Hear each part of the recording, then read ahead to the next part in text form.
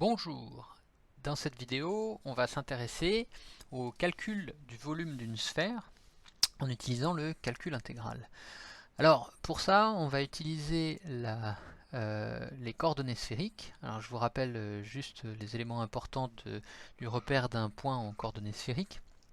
Donc ici sur ce schéma là vous avez représenté d'une part un repère cartésien x, y, z, et on regarde un point M dans ce repère, et pour le repérer en coordonnées sphériques, on utilise les coordonnées r, θ et φ. D'accord? Donc r qui est une distance, une longueur, θ et φ qui sont des angles. Et donc ça, c'est en contraste avec le repère d'un point en coordonnées cartésiennes où on utilise les coordonnées x, y et z. Donc la valeur de petit r, en fait, c'est juste la norme du vecteur OM. D'accord? M étant le point que l'on veut repérer et O étant le centre du repère cartésien. Θ, eh bien, θ, qu'est-ce que c'est? C'est l'angle entre l'angle entre le vecteur OM et l'axe OZ. Et φ, c'est l'angle entre la projection du vecteur OM dans le plan x ou y et l'axe x. Autrement dit, on a φ qui est égal à l'arc tangente de y sur x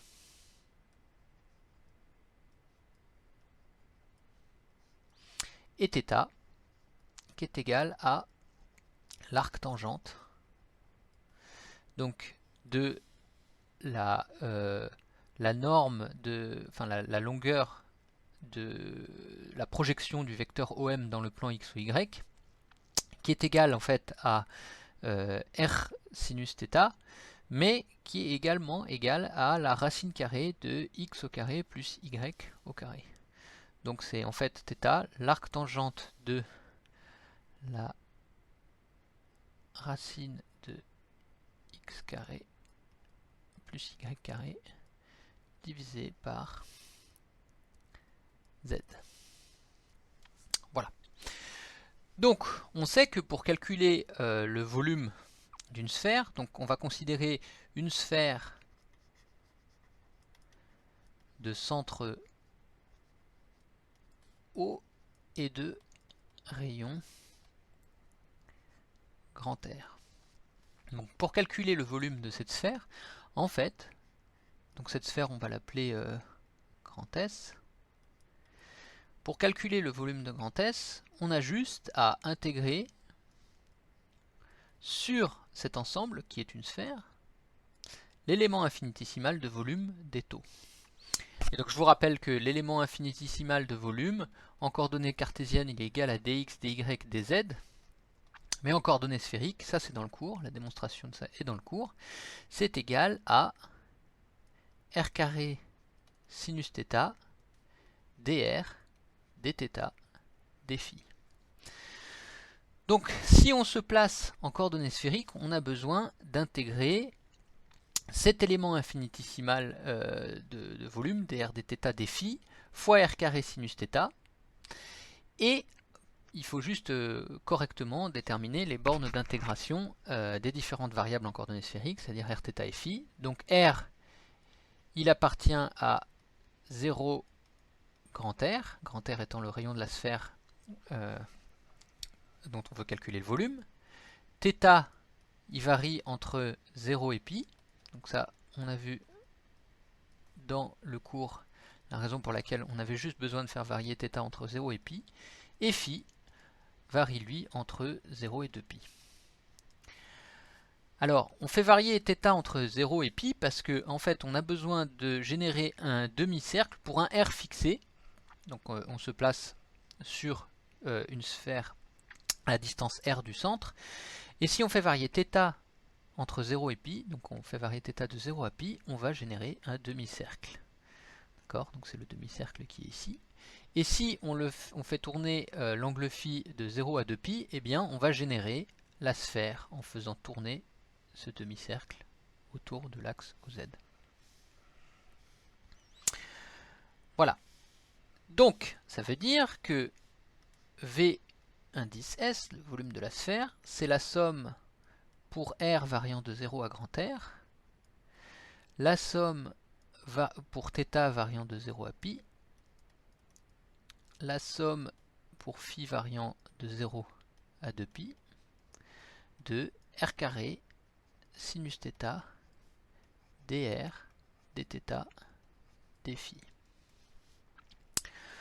Voilà. Et donc, puisque en fait R est indépendant de θ et de φ, θ est indépendant de R et de φ, en fait on peut séparer cette intégrale triple en un produit de trois intégrales. Donc on fait la somme de R égale 0 à grand R de R carré dr fois la somme de θ égale 0 à pi de sinus θ dθ fois la somme de φ égale 0 à 2pi dφ. Et donc ça, ce ne sont que des intégrales qu'on sait résoudre, puisqu'elles sont toutes tout appel à des fonctions usuelles. Donc R carré, ça va s'intégrer, le terme tout intégré va être R cube divisé par 3, entre 0 et grand R, fois sinus θ, donc la primitive de sinus θ, c'est moins cosinus θ. Donc ça c'est le terme tout intégré entre 0 et pi. Fois la somme de dφ, c'est tout simplement φ entre 2pi et 0. Enfin 0 et 2pi. Voilà. Donc R cube divisé par 3, évalué en grand R, ça nous donne grand R cube divisé par 3, fois donc moins cosinus de pi, d'accord, cosinus de pi ça fait moins 1, donc avec un moins devant ça va devenir plus 1, moins le moins cosinus de 0, c'est-à-dire plus le cosinus de 0, et cosinus de 0 ça fait 1 aussi. Voilà. Et phi entre 2pi et 0 ça fait 2pi.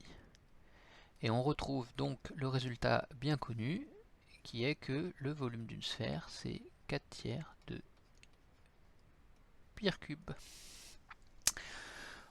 Voilà pour le calcul de volume d'une sphère en utilisant le calcul intégral.